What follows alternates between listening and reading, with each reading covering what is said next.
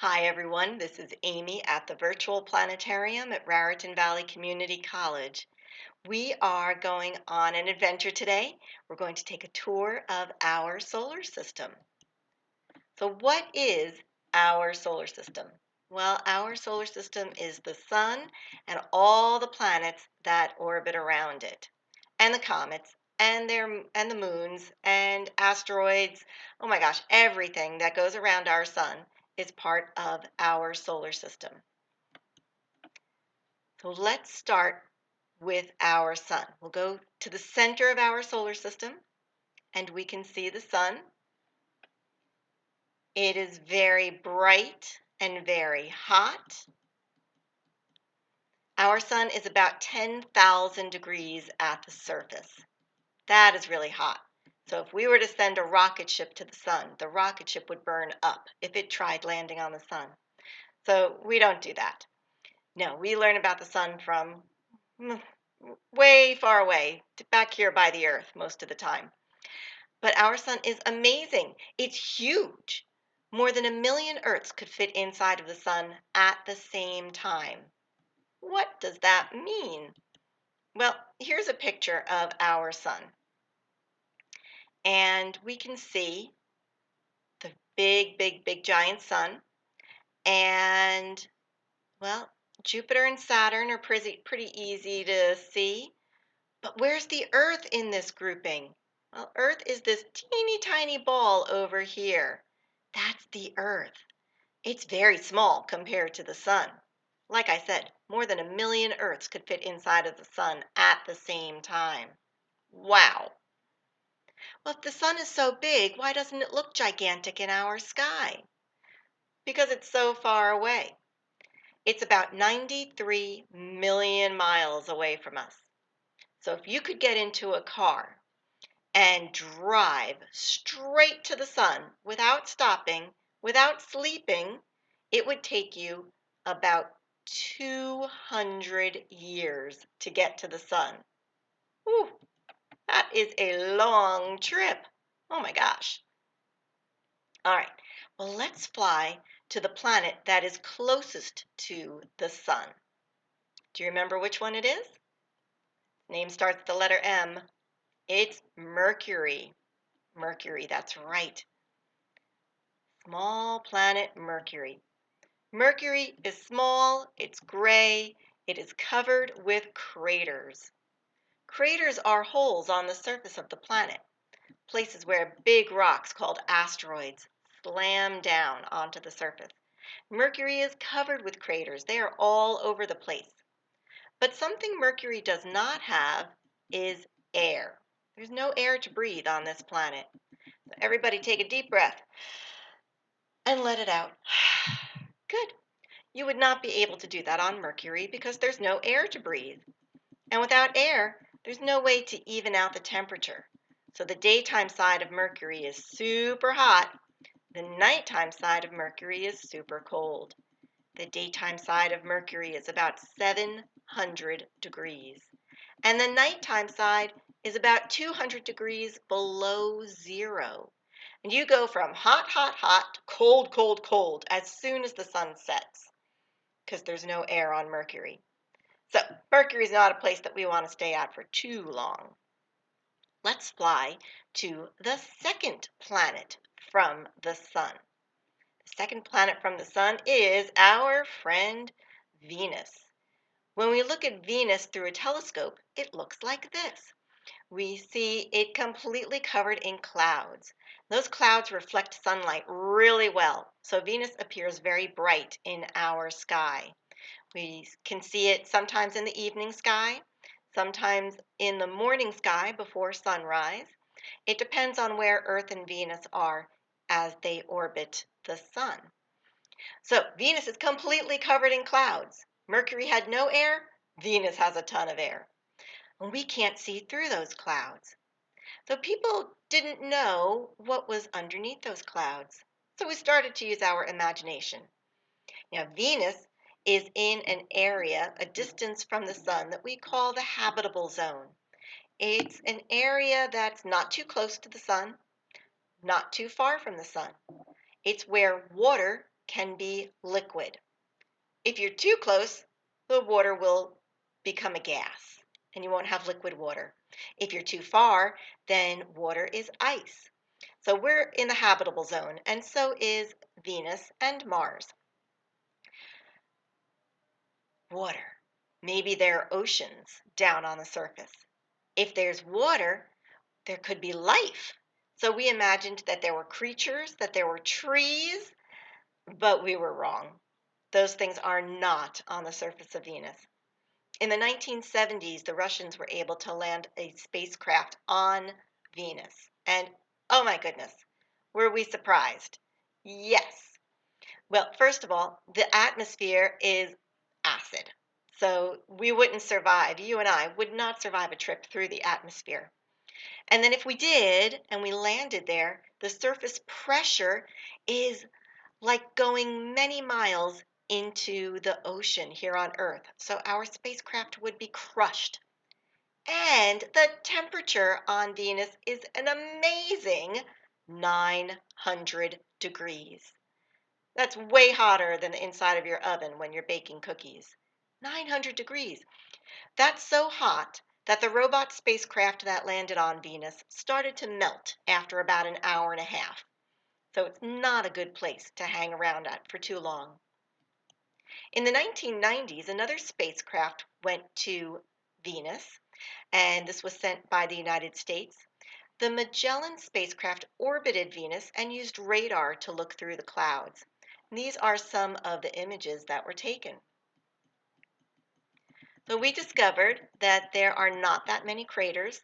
There's lots of flat areas on Venus, and there are volcanoes. Some of the volcanoes look like they may be extinct, and some are erupting. We've gone back through the images and the data collected from the Magellan spacecraft and from other spacecraft, and we've determined that there are active volcanoes on Venus. That is amazing. Fantastic. So 900 degrees, active volcanoes, poisonous atmosphere. We're not going to stay here. So let's fly to the third planet from the sun. The third planet. Which one's this? Of course, it's the Earth, our home planet Earth. Yeah. And when we get to Earth, we can see the oceans. We can see land. We can see clouds. Earth is the perfect place for us to live. It's the only place where we can live without having to wear a spacesuit, so we need to take very good care of it. But we do like to explore.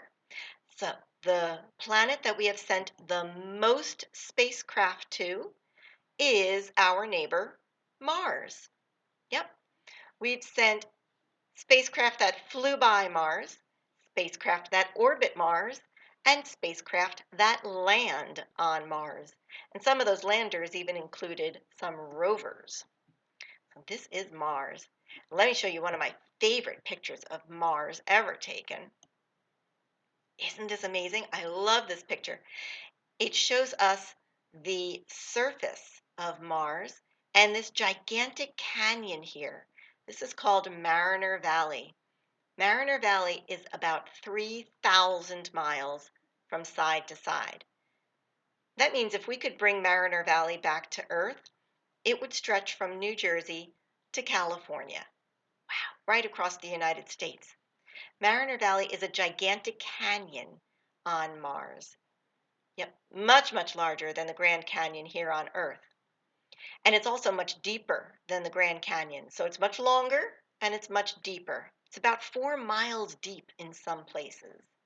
Wow. Now, I said that there were some landers, spacecraft that landed on Mars, and this is one of the pictures that they took. So the surface of Mars is very dusty and rocky, and there's iron in the dirt there.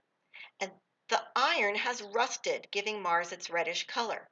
The iron in the soil mixed with the water that used to be on the planet and the air around the planet, and the iron actually rusted. So the whole planet has this orangish reddish color to it. In fact, the Romans named the planet after their god of war because they thought it looked like a bloody battlefield when they saw the reddish color in the sky. Now, Mars is known for some big things. Yep, we have Mariner Valley, which is the largest canyon in the solar system. Mars is also home to the largest mountain and largest volcano in the solar system. This is Olympus Mons, or Mount Olympus, named for the place where the Greek gods live. So Mount Olympus is the largest volcano in our solar system. It is not erupting anymore. No, so that's good. It is extinct. It's taller than any mountain here on Earth. And it's so big that if we could bring it back to Earth, it would cover New Jersey, New York, and Pennsylvania. It is a large place. Yeah, fantastic. Hello, Mars. So Mars is going to be one of the places that we go to with astronauts. I don't know when exactly. We hope within the next decade that we'll have astronauts flying to Mars, and that could be really exciting. All right, let's fly to the next planet. Now, the first four planets we looked at, Mercury, Venus, Earth, and Mars, they all have hard ground to stand on. Our next planet, Jupiter, does not have any hard ground to stand on. Nope. So Jupiter is what we call a gas giant planet. It is made all out of clouds or all out of gases. If you were to go here in your spacecraft, you would just sink through those clouds. You would not be able to land on them. Jupiter is a very big planet. More than 1,000 Earths could fit inside of Jupiter at the same time. Yep. One day on Earth lasts about 24 hours. One day on Jupiter lasts about 10 hours. Yeah, just 10 hours. So it rotates very, very quickly. One day on Jupiter is a very short period of time. And that means it's very windy on Jupiter. And those winds have pulled the clouds into stripes. You can see brown and white, yellowish, orangish. And sometimes the winds will pull clouds into storms. And we can see the great red spot here in the center. The great red spot. It's an enormous hurricane in the atmosphere of Jupiter. It's been there for more than 300 years. So we are always observing this. Now, when we first looked at Jupiter through a telescope, Galileo, about 400 years ago, saw several star-like objects orbiting Jupiter. And they were not stars. He finally figured out, after many observations, that they are moons going around Jupiter. Moons around Jupiter. Fantastic. We call them the Galilean moons because Galileo was the one to find them. Let's sneak into the moons and we'll take a look at Io. Io is about the same size as our moon. It's about the same distance from Jupiter as our moon is, about 250,000 miles away. But Io orbits Jupiter in 2 days. That's a very, very quick period of time. Io is the most volcanically active body in the solar system. There are more than 200 active volcanoes on Io. Isn't that amazing? Now this circle here, right here, this orangish circle, that is that comes from the volcano in the center that has erupted out and left this circle of debris around it. Now when another spacecraft flew by Io, it got a side view, like a profile view of Io, and we saw that white spot there. That's erupting. That's an active volcano actually erupting off of Io. Isn't that nuts? That's so cool. All right, Io, nifty. What about another moon of Jupiter? Another one of the Galilean moons. This one is called Europa. I like Europa too. Europa is completely covered in ice. It's got a very thick layer of ice. And below that layer of ice, we believe there's an ocean of salt water. Again, if there's water, there could be life. So there's a mission being planned to go to Europa and to drill through the ice and see what is below the surface. Awesome. Okay, so let us fly to the next planet away from the sun. Let's go to Saturn. You're right. Let's go to Saturn. Saturn is another cloud planet, gas giant planet. It's best known for the rings that go around it. The rings are not solid. This is not like a DVD stuck through an orange. The rings are made of millions of pieces of ice and dust and rock, all going around the planet. Some of the pieces are very small. They're about the size of a grain of sand. Other pieces are the size of a house. Now, we live in a very special time in our solar system's life because Saturn did not always have a spectacular ring system, and it's not always going to have a spectacular ring system. The rings were probably created when two moons collided together and then broke apart. And now all those pieces are going round and round Saturn. But eventually they will spiral into the planet and most of the rings will disappear. So we live in a great time when we get to see this wonderful ring system going around Saturn. Now, Saturn has a couple of moons. Actually, it's got a lot of moons. Actually, it's got more moons than any other planet in the solar system. Jupiter has 79 moons. Earth has one. Jupiter has 79 moons, but Saturn has 82 moons. We're up to 82 moons that we have found orbiting Saturn. The largest is Titan. So Titan is the picture on the left. That is Titan has an atmosphere around it, so it's covered with clouds. And then the Cassini spacecraft had a smaller spacecraft attached to it called Huygens that dropped down through Titan's atmosphere, and we were able to see the pictures on the right, which are lakes of methane.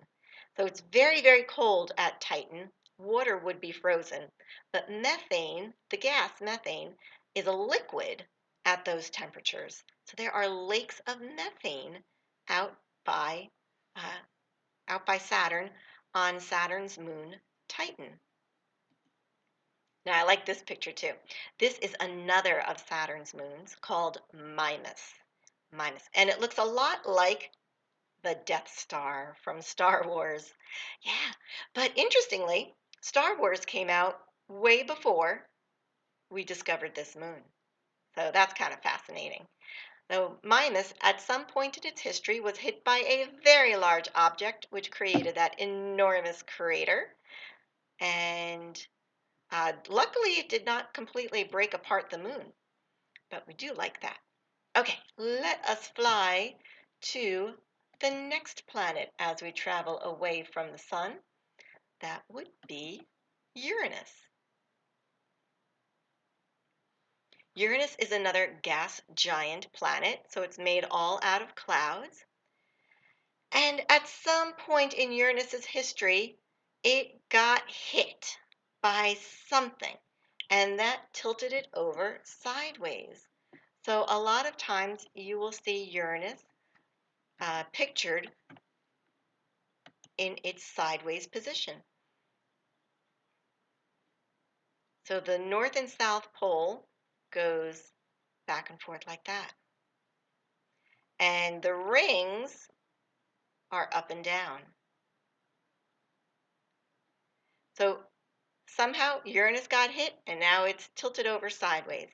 It's another cloud planet, so it's a gas giant planet, no solid surface, and it is blue because of a gas called methane that's in its atmosphere. And the methane reflects blue light. Speaking of blue, the next planet and the last is Neptune. Neptune, named for the god of the oceans, and it is a very blue color. Neptune also has rings going around it, but the rings may not be solid. They may just be clumps of very dark material going around the planet. Neptune also has the Great Dark Spot. So this is a hurricane about the size of the Earth, and it comes and it goes. Sometimes it's there when space telescopes take pictures, and sometimes it's not. So we don't quite understand why. All right, so Neptune. But that's not the last of the objects in our solar system.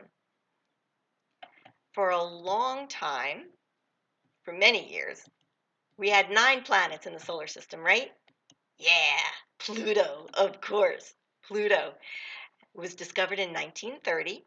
And when we first discovered it, we actually thought it was bigger than it turns out it is. In the 1970s, we discovered the moon Charon going around it. But for a long time, this picture you see here was the best picture we had of Pluto. And in 2006, we knew of 3 moons going around it. But in 2015, the New Horizons spacecraft flew by Pluto, and then we got this picture. Striking. I love this picture. This is amazing. So this is what Pluto really looks like. Now we don't have to use our imagination and artists' pictures of it. This is Pluto. It's fantastic. There's a lot of different kind of terrain on Pluto, which we were surprised about. The very dark areas are rough areas. The very light areas are smooth areas. So this is all ice right here. That's ice. And this is rougher area. So Pluto has that smooth area right there that smooth area was probably hit by something and formed a crater that filled in with ices because there's not a lot of craters on that surface. So it's a very young surface. And the surface of Pluto is always changing. This is another picture of the surface of Pluto. So this area here is the smooth area, Sputnik Planitia, and then it's surrounded or edged by mountains that are about 11,000 feet high. So very, very tall mountains. Oh my gosh, totally amazing.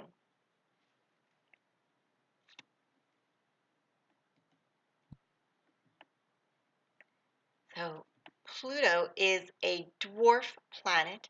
It is not a full-fledged planet anymore, and that's okay. Don't worry about it. So Pluto it's still part of our solar system, all right? So don't feel bad for it. It's actually kind of cool because we've been discovering more and more things out past Neptune. And we said, the more we learn about Pluto, the more we learn about our solar system, the less Pluto is similar to the other planets, but the more similar it is to other objects out in space. So Pluto is now one of the dwarf planets. It got recategorized. And I'm so excited to have taken you on this journey through our solar system. Come back and visit me again another time, and come to our regular planetarium at Raritan Valley Community College, and we'll go on more adventures. Have a great day, everyone.